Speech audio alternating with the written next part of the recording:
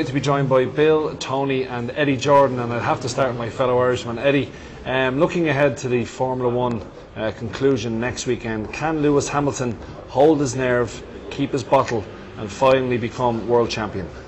Well, I think so. He's learned a lot since this time last year. But then again, you look at the two races that have just gone by. You have China, where he was absolutely sensational. I've never seen him drive better. And then the previous week, he was a disaster. He completely bottled. He did a lot of things he didn't need to do. And he showed a lot of nerves and a lot of pressure. But then you take 1 week later and you saw a completely different person. So if that person from China goes into the race in Brazil, I think it's a done and dusted deal.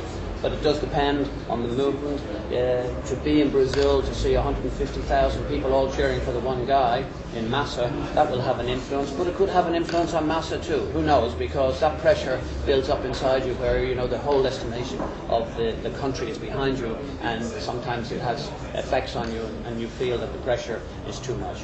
It's Massa's. I don't see how he can win it, but nevertheless, it is Hamilton's to lose.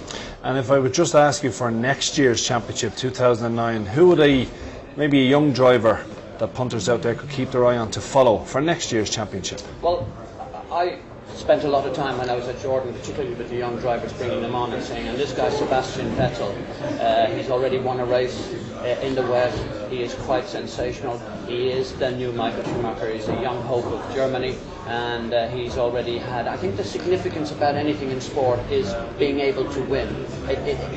It's a psychological thing. Once you're able to accept it and you know you're good enough to beat the top guys, and so few of them are able to beat the stranglehold that McLaren and Ferrari have on Formula 1, but this young boy has. And if he gets a decent car and a decent team beside him, he's got everything that I think that a young driver needs to have.